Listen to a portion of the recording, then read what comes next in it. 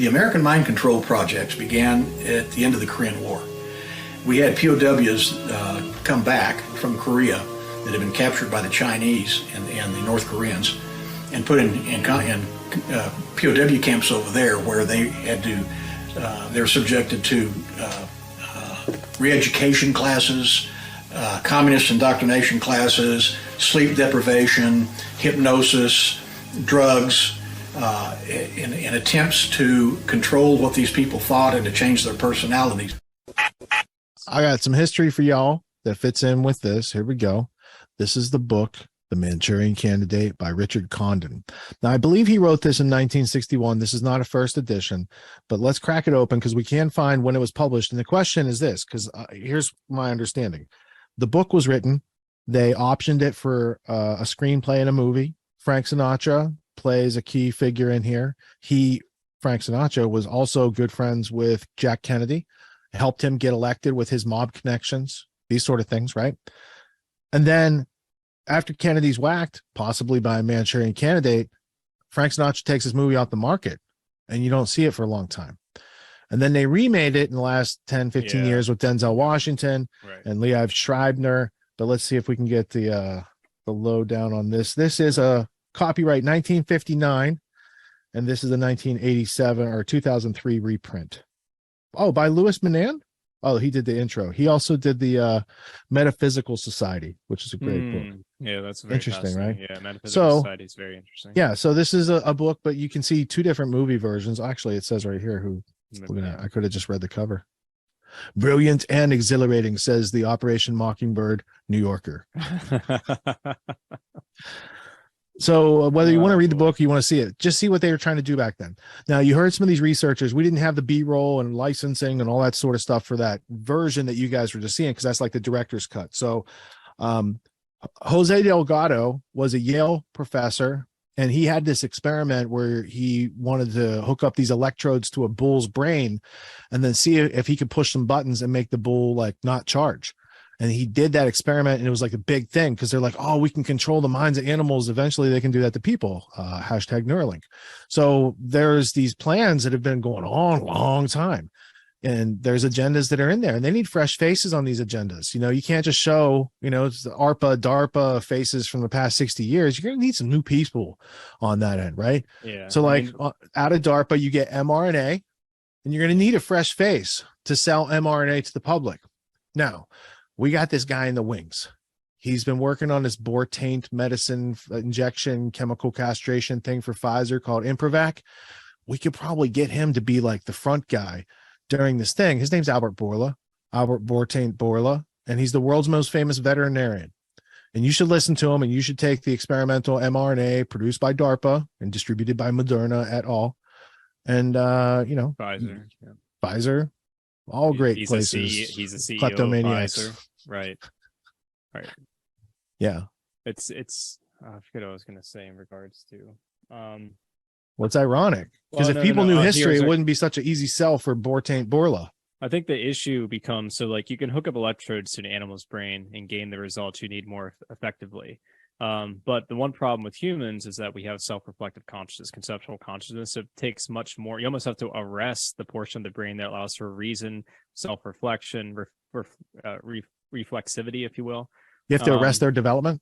You have to arrest the thing that makes us human in order to bring us down to the level of an animal, only in order for those mechanisms rather, to work effectively. And so that's what complicates the human animal in regards to we have reason, conceptual consciousness. It makes it much more difficult, which is why, you get the multiple personality situation. That's good. That's a real use case. Like there's people around back in the day sitting around a boardroom table trying to figure out how to control people. Delgado's got them all convinced we can hook up these electrodes. And there's a whole bunch of people who support that. That was third wave of behaviorism. That was, a fourth order, second order cybernetics. Yeah, essentially there's like Macy conferences. Historians break it up into like three categories: behaviorism, and sort of, but that leads in the third wave of behaviorism led into what now we get as transhumanism. So there's one side of the table, they got R&D going. It's going to cost millions of dollars to figure that out. There's another side of the table, and they're a bunch of lazy nerds, and they say something like, "What if we just got people to assume?"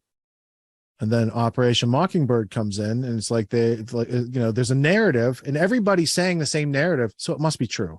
They took that experiment. I don't know if it was Milgram or the dude who did Stanford prison experiment, or who did it.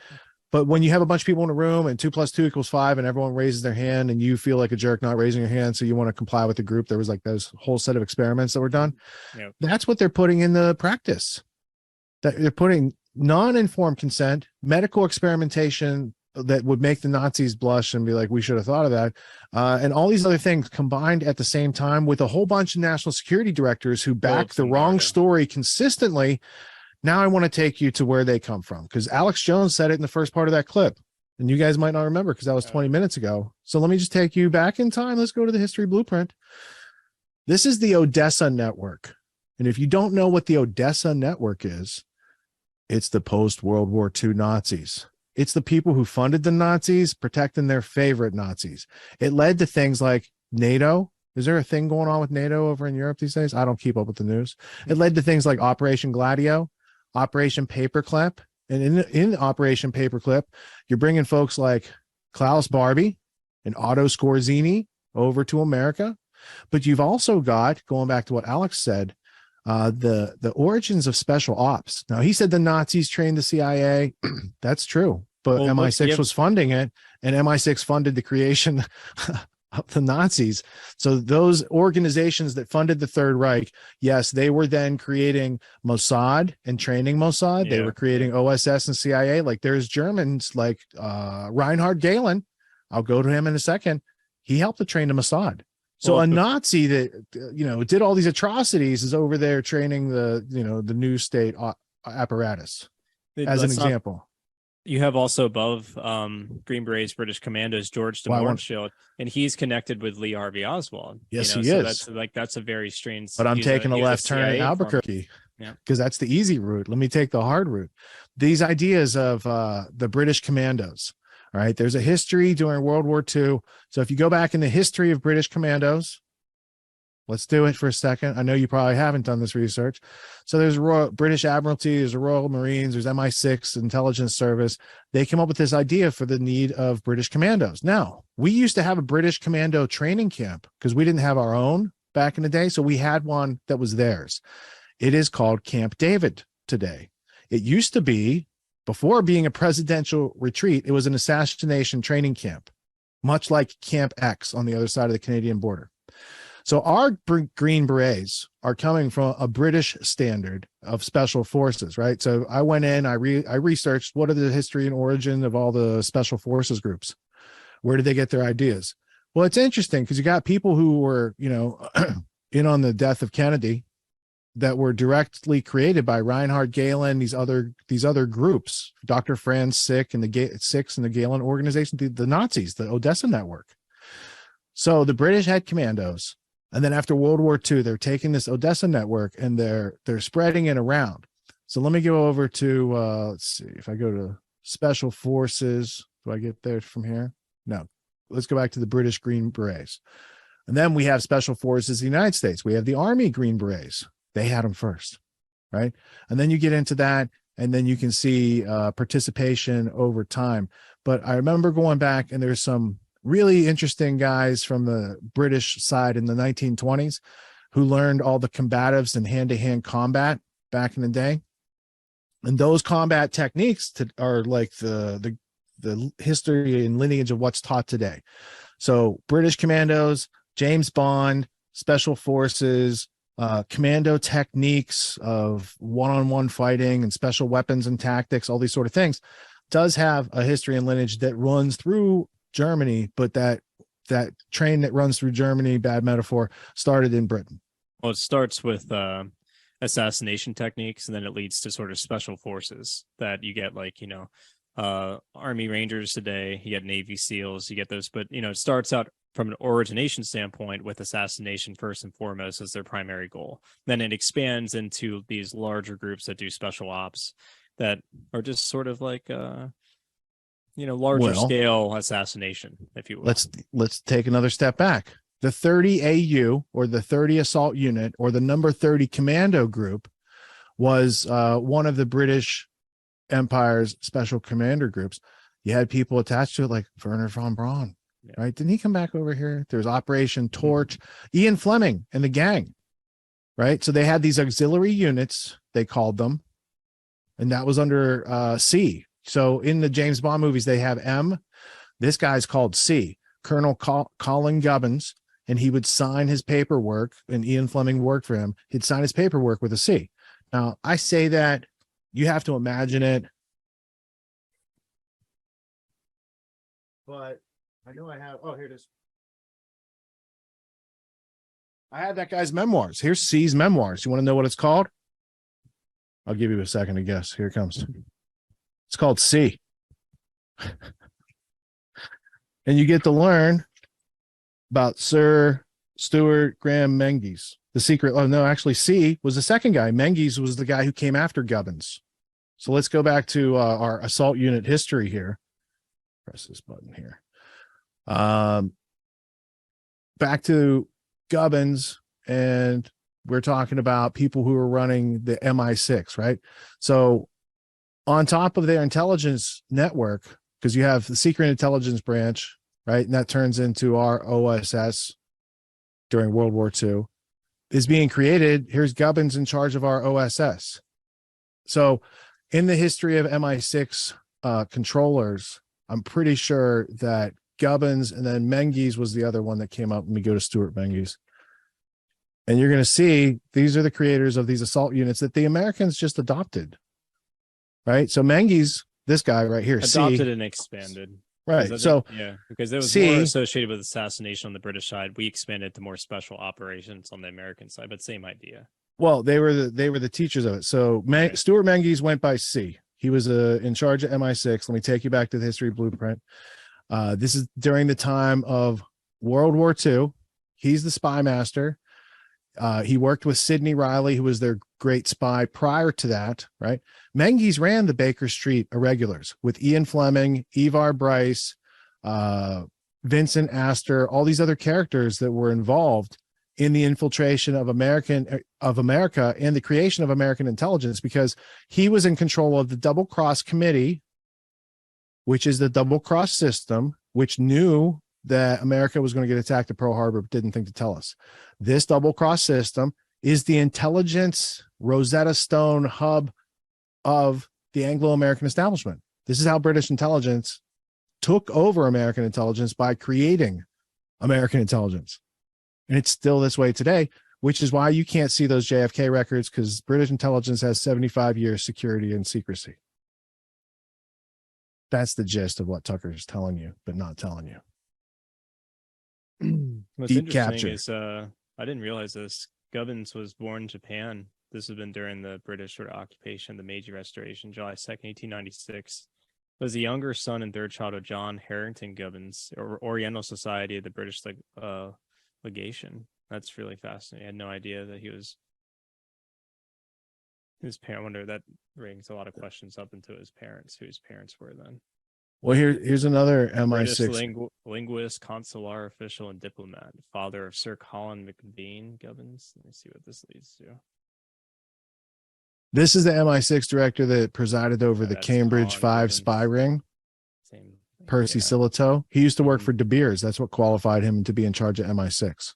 He's covered in The Smugglers, The Rise and Fall of Diamonds by Edward J. Epstein. Oh, look at that. He's friends with Harry Oppenheimer, too. And John Cecil Masterman, who ran the double cross system and undermined America to get us into World War II. This is fascinating. The Diamond Smugglers. Maybe we should read about this, Tony. Is there a point? Oh, Ian Fleming wrote a story called The Diamond Smugglers. That's interesting. And then Edward J. Epstein, maybe he should be below that on there. Yeah, because he wrote that after Ian Fleming wrote that. So the Diamond Smugglers, Ian Fleming, about Spectre. I don't think we need to know about this, though. This sounds like fiction, even though it's connected to reality, Tony. What the hell is this? The most distinguished order of St. Michael and St. George, a British order of chivalry founded in 1818. Anyways, his father was a part of this organization called, let me bring this up, Order of St. Michael and St. George. Oh, I got that. Yeah, the most distinguished order of St. Michael and St. Let's George see. is a British order of chivalry founded on April 28th, 1818, by George IV, Prince of Wales, while he was acting as Prince Regent for his father, King George III. So that's the father of Colin Gubbins, who's C. It is Okay. named in honor of two military saints, Michael and George, of course. All right. So I got, there's Wow, this also is interesting so this is British Empire, Orders of Chivalry, and then you got all these interesting. Oh, Dr. David Kelly. Now, Yeah. wasn't he part of the Wow. Baha'i group that we talked about a couple Yeah, weeks yeah, ago? yeah. And he's a weapons inspector around Porton Down. That's right. Interesting. What about Emma Georgina Rothschild? She's in that group. Lord Kitchener, who runs those concentration camps from the second, what was that? The Kingsman movie? Yes. He's in that movie. Let's see, good dude from the Rhodes Trust. It's this Forbes guy, Walter Loge Forbes, Murdoch. Bruce Lockhart, MI6 guy. This is really, I'm sure there's nothing to this order. No, nothing. Can Americans get this order? Colin Gubbins, his father, is essentially a part of this order, as well as being a Prince Regent for his father, King III. I can't see Gubbins on here, so I'm gonna add him by extraction. That was Prince of Wales, but still, he was the one who set up the order. Which Prince of Wales? So, according to this, Colin Gubbins' father, whose name was, what was it? It was John. Let's go back to John Harrington Gubbins. Okay, so was a part of this organization called Order of St. Michael and St. George. This was set up by, it's a British order of chivalry founded on April 28th, 1818 by George IV, Prince of Wales. And this is while George IV was acting as Prince Regent for his father, King George III. It was basically set up, originally awarded to those holding commands or high position in the Mediterranean territories acquired in the Napoleonic Wars, and subsequently extended to holders of similar office or position in other territories of the British Empire. It is at present awarded to men and women who hold high office who render extraordinary or important non-military service to the United Kingdom in a foreign country. Hence why his father, John Harrington Gubbins, was awarded it, because he was a sort of diplomat at the British Japan Consular Service. So he's a part of the British. Gubbins was appointed as student interpreter in the British Japan Consular Service in 1871, and so it was part of sort of. All right, so he's second generation at least, and when Gubbins comes into it, he's in charge of the Special Operations Executive, which is their team of assassins commandos. Like James Bond's character is written as an SOE player. Okay, there's the insignia. But right here, you can see later in life, he went to join the Bilderberg group. I've never heard of that, but that's interesting. And then he was also a supporter of the Special Forces Club, which he had co-founded. The Special Forces Club comes out, so there's no real special forces in as we know them today until after there's this group that includes the 30 AU. But the Special Operations Executive is like a whole layer of their infrastructure that they never kind of told us about, right? It involves Camp X, where they're doing the assassin training. Ian Fleming went to Camp X for assassin training. They're not so much making up creative stories to entertain an American audience in Hollywood or in literature. They're kind of revealing their method, and their license to kill is being shared with America as America takes up the coup business. Coup. I heard a couple pigeons talking about a coup. That's a JFK joke from Bill Hicks. So there's a whole bunch of these operations, but then you get into this British infiltration of the American intelligence community. And that's what ends up in charge and benefiting from the death of JFK. And those people are still in power today, which is why you can't see the JFK records. No, not for you. That's why you can't see the Pfizer records. That's why they're running interference for the group of people who basically funded the Nazis and benefited from everything in the post-Nazi era. It's the gist. Exactly right. And I'm just exploring what this military order is, because this is very extensive. I know any one of these gets really interesting, and it's not a rabbit hole. It's learning about the world we live in, using evidence, artifacts, and things before they censor everything and make it a Disney World. Like here, Truman Show. just to give an example of the composition of this order, the British sovereign is the sovereign of the order and appoints all their members of the order by convention on the advice of the government. The next most senior member is the Grand Master. The office was formerly filled by the Lord High Commissioner of the Ionian Islands. That'd be like Western Turkey today. Western Turkey. Now, however, Grand Masters are chosen by the sovereign. Grand Masters include Sir Thomas Maitland, Prince Adolphus, Duke of Cambridge, Prince George, Duke of Cambridge, George, Prince of Wales, Edward, Prince of Wales, Alexander Cambridge, First Earl of Athlone, Edward Wood, First Earl of Halifax, Harold Alexander, First Earl Alexander of Tunis, and Prince Edward, Duke of Kent. So this Duke. is an interesting. You can see the insignia. Let's see here. This is what they look at that gold. So that's what It means nothing. Those are just symbols. Was Tony. that St. George? I guess patron. He's slaying the dragon. He's slaying the dragon. What's that dragon symbol? you have the crown Is that above. dragon also Does- in Prince Charles's regalia and iconography? Does that mean the crown stands above the sun? Is that like sort of rays of the sun? I don't know. Well, crown means corona means crown, Yeah. which Right. means something to do with the sun, doesn't it? You have the two lions with wings on either side, the crown above. You can see the heavy symbolism. Do you guys see I'm wearing my St. George's shirt tonight? No, what do you got? Synchronicity. Let me see. Whoa. Oh, Tony's on screen. There you go. Let's see. I got to switch things. Whew. Yeah, you got to push a button and mission Yeah. control over there. There you go. Yeah. This is from like sophomore year football, I think. Now that's Damn. that's also Tucker Carlson's alma mater, right? That's right. And Once- Prescott Is that in Bush, Mar- Where is that? In Maryland? Newport, Rhode Island.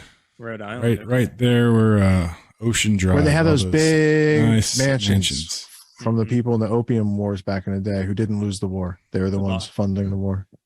Indeed. The Boston Brahmin style, or the Metaphysical Club. Yeah, Boston Brahmins, the whole Eastern establishment style. There you go. Yeah. Fit right in with the Georgetown set. George, that's right. That's absolutely right. So yeah, you can kind of see. So he's part of this weird order, and out of that, you got Colin Gibbons, who happens to be, setting up the British, assassination camps and training, and Yeah, I mean, auxiliary camps, I think is what the technical term was, right? So yeah, I'm trying to remember the two British guys that did the hand-to-hand combat. I know I covered it in a Peace Revolution episode a couple years back when I did the history of combatives. I wonder But if they studied under like they Islamics. learned by beating Asian people. I was going to They say came. They were Shanghai cops, and they're like, Yes. "Look, here's how to handle." And then the military's like, "Teach everybody." Yeah, And then that was the beginning of combatives training. And I was trying to remember what that because dude's there's name. in the Middle East, there's a big sort of history in regards to assassins, obviously, and Asia as well. So I just wondered where they got it, and it wouldn't surprise me at the occupation of those territories. Especially, I mean, that could go back hundreds, if not over 1,000 years, back to the Crusades, even, because a lot of those innovations, if you want to call them that, were in practice even during those times. Yeah. So the Special gist, operation organizations for assassins that carried out yeah. So the clandestine gist activity. is here. Let me go back to this book before we get rid of it. All right. So this book is called C. It is the story of Sir Stuart Graham Menzies is how you pronounce it. It looks like Menzies, but you pronounce it in their vernacular as Menzies. And you can check up on that. Spy Master to Winston Churchill. So Churchill depends on this guy. And this is running intelligence during the biggest wartime effort over in Britain. Now, you had the death of C on 1923. His official residence in Queen Anne's Gate, Admiral Sir Hugh Sinclair became the chief of the Secret Service. So C dies, Sinclair takes over. He's known as Quex. Like Cumming, who was the C character running MI6 during the Bolshevik War. That's the time of Sidney Riley. And then you get over here, they're talking about Ian Fleming and his roles. Hold But on, that's not. But was that's not. Gov- Yeah, go was ahead. Colin Gubbins when he died? Was it taken over by Menzies, or is that? I think No, I think Gubbins ended up working under Quex and then under Oh, got you. Menges That makes more to sense. create Yeah, because I the thought Gubbins lived SOE. much longer than that. He had to have because his timeline is he died in 1976. Okay, so they're saying 1923 in that book when C died. So C there was C's earlier before Yeah. Colin. And this is what, that goes back into in a Bond movie, they call him M, right? I wonder if that's covered in Dope Ink at all, because that would get back in 19th century British State Department sort of machinations. But anyways.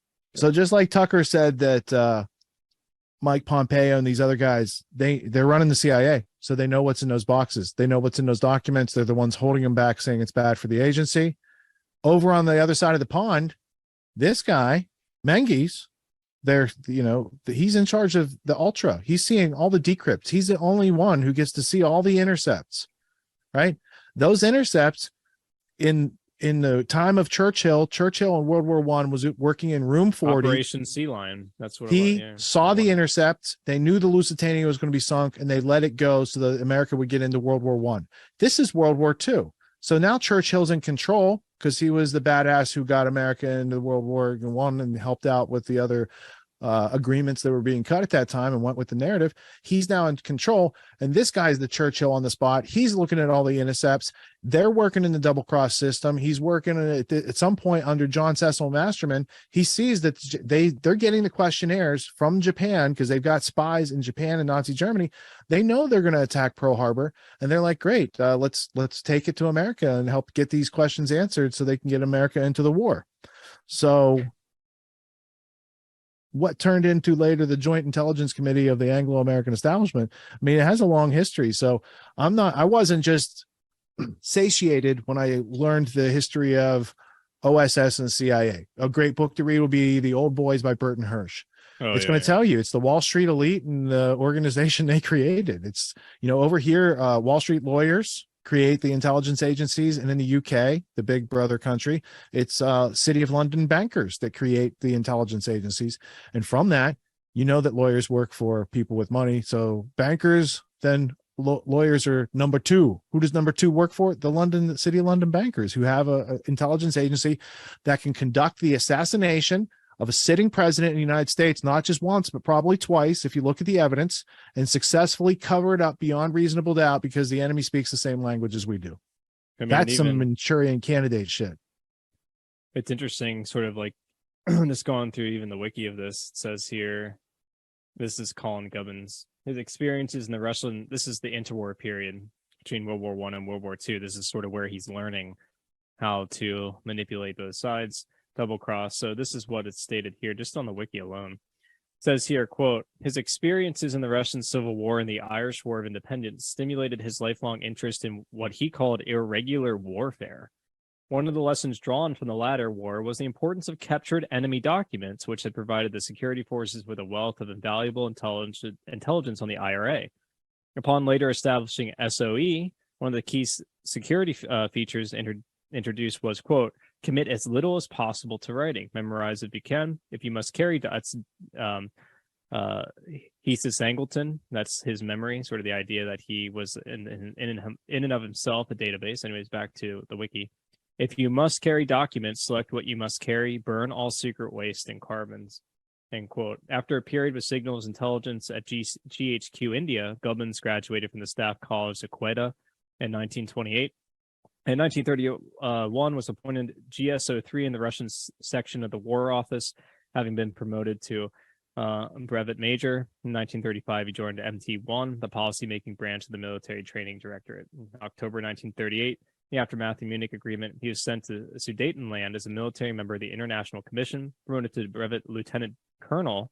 He joined GSR, later became MIR. In April 1939, he co-wrote training manuals on irregular warfare tactics for resistance movements, later translated and dropped into occupied Europe. He also made a visit to Warsaw to discuss sabotage and subversion with the Polish General Staff.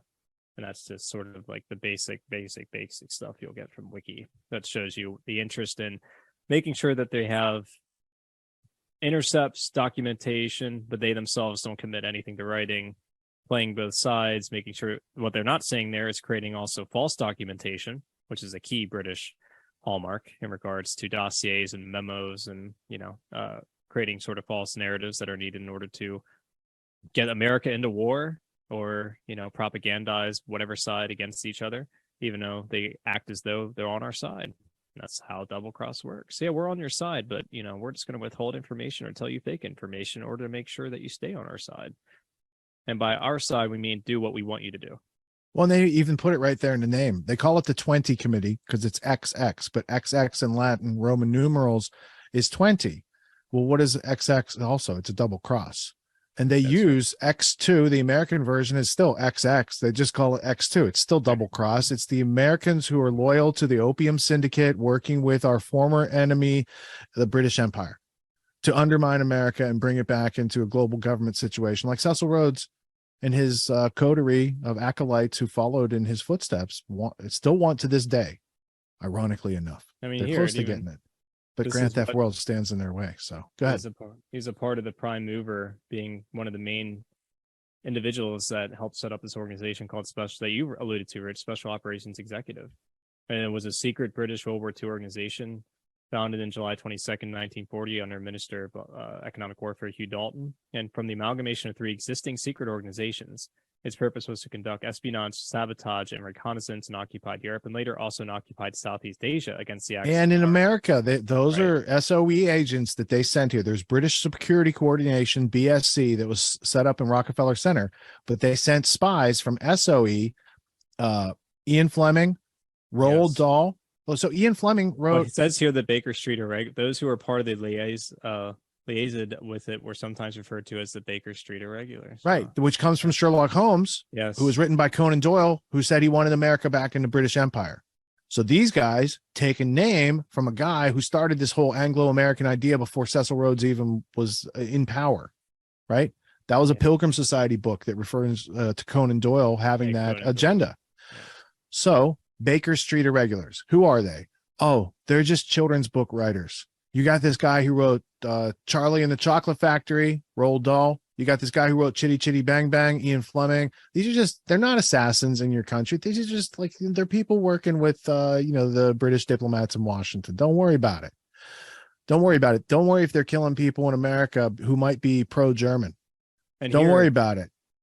Just nothing to see there. 1938, before America's into the war. They are I don't know, encroaching. Just to wrap it, absolutely. I mean, just to wrap it up, here's the 3. So they mentioned it's an amalgamation of 3 organizations. So what are those 3 organizations? This is sort of fascinating. This is just under origins. The organization is formed from the merger of 3 existing secret departments, which had been formed shortly before the outbreak of the Second World War. Immediately after Germany annexed Austria in March 1930, the Foreign Office created a propaganda organization known as Department EH after Electra House, its headquarters, run by Canadian newspaper magnate Sir Campbell Stewart. Later that month, the Secret Intelligence Service, SAS, also known as MI6, formed a section known as Section D, the D apparently standing for destruction, under Major Lawrence Grand to investigate the use of sabotage, propaganda, and other irregular means to weaken the enemy. In the autumn of the same year, the War Office expanded an existing research department known as GSR and appointed Major J.C. Holland as its head to conduct research into guerrilla warfare. GSR was renamed MIR in early 1939. So those are the 3 organizations that then end up becoming the special. And under the Special Operations Executive, you got veterans like Sir Kenneth Ken Adams. You know who he was? He's Kubrick's production designer. Right. And actually, when you look around the people who are around Kubrick, there might be a lot of ex-spies working around Good Stanley. Oh, you mean all the NASA individuals that were helping out in 2001: A Space Odyssey? Yeah. So here's the Very SOE strange guy, Sir Kenneth Ken Adams, James Bond production designer. Also 2001 Space Odyssey, also Barry Lyndon, also Chitty Chitty Bang Bang, also Dr. Strangelove, also Goldfinger. I wonder why they're so interested Moonraker, in Spy Who Loved Me, Spy Who Moonraker Shagged is Me. fascinating because that's eugenics right there. Thunderballs. We'll hear that story in a couple minutes. We're changing it up after this. You only live twice. You're gonna bring the hammer to the Thunderballs? Reincarnation film by no. Is it like Thor's hammer? Because Thunder. But here's the other guys. Now look. You want other people we worked with Broccoli, Harry Salzman, Ian Fleming, Kenneth Graham, Ken Hughes. Paul Dean. These are other guys. Roald Dahl. Roald These are Dahl. other Stanley Kubrick. So when you get to Kubrick, and who was he working around? You had let's see, there's Herman Kahn, there's Vladimir Nabokov. Where's the one? Oh, Sir Ken Adams' guy. Pinewood Studios, where Stanley's filming. That's a big MI6 film shop right there. So for Kubrick to do these movies in a place where GCHQ, MI6, these guys were working in this place, and there's a whole bunch. There's a whole history of British filmmaking. I think that was that after Doctor Strangelove too, that a lot of those individuals, or that one in particular, where was it? No, I think it was since the early 60s that they were working together. So even with Doctor Strangelove, that's fascinating. They would allow him to do Doctor Strangelove, and then political warfare executive. Maybe it's over here. The other filmmakers are, because I was trying to find where's the other brothers. There was brothers that had a film company that did a bunch, like the H.G. Wells film, Things to Come, is produced by a film company. It might be right here. And that film company is run by MI6, and they use it as a front company to send into all these different countries. And under the auspices of making a film, they are conducting intelligence. It's like that movie Fargo, only they were doing it for like 100 years. Now I'm trying to find that guy's name, but I can look for it because we can change out of this topic. You guys get the point. This isn't new stuff. It's connected to history. You need to become familiar with the general grammar, the prime movers and shakers and the organizations and the evolution of those organizations around you. But the fact that we're now into cinema and mass media propagandizing and sort of narrative control, I mean, that just shows you how deep it goes. Yep, go ahead. Alexander Korda worked for Quex at MI6. Was mentored by Stevenson, was part of the Z organization, which is interesting, was a filmmaker, and he has a brother, Zoltan Korda, and Vincent Korda, and they had Korda Films. So Korda Films produced Things to Come by H.G. Wells, and they had London Films was the MI6 front company. They made Jungle Book. Wow. Kim, after Kim Philby and Rudyard Kipling's Keep in Memory, a game to groom kids and teach them how to be spies, right? Mm-hmm. And with this Zoltan Korda, Alexander Korda, Z organization front, they're able to go in these countries and make different things. So the Kim Philby, Kim Roosevelt, they're named after this Keep in Memory game. Kim's game, Keep in Memory. So when you get into, they've been grooming kids to be intelligence agents, but also what other great games are they playing out there? There's also Kim's game being used in these other things that tie to some Baden-Powell type of, Cecil Rhodes, Lovat Scouts stuff we'll get to in a couple hours, maybe. We'll see when we get to this news. Or maybe we're going to get to it sooner than I think. This is, the origins of the scouting movement and the people who were the commandos. There's a heavy overlap, if you see what I'm saying, in building out.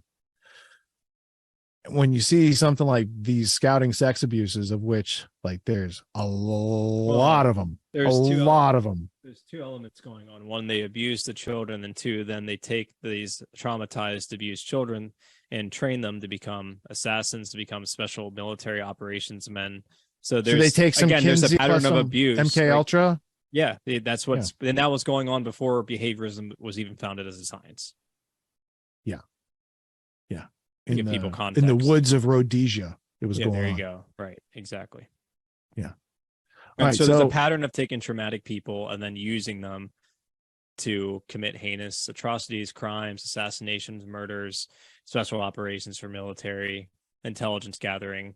And that's where you get Epstein and stuff like that, of what we're dealing with in the modern day. And when you got Common Core, Common Core's psychosocial checklist asks first graders about their sexual identity issues, you can tell it's into that globalist Common Core indoctrination system that a Rhodes Scholar helped to create, David Coleman. Yeah, that goes back to critical theory and Georg Lukács and Herbert Marcuse and those individuals overturning, basic principles and values of mankind for an inverted and relativistic view on reality. David Coleman, Rhodes Scholar, Oh, so Common Core follows in the Rhodes Scholar. Oh, so if Cecil Rhodes was a pederast and a Rhodes Scholar, someone who follows after Cecil Rhodes, is designing Common Core, I don't know. Maybe there's something to be seen there. Or maybe they keep it in the woods so no one can hear them scream. I don't know. Oh, Jesus. Yeah, Jesus wouldn't like it. No, he wouldn't like it at all. I don't think.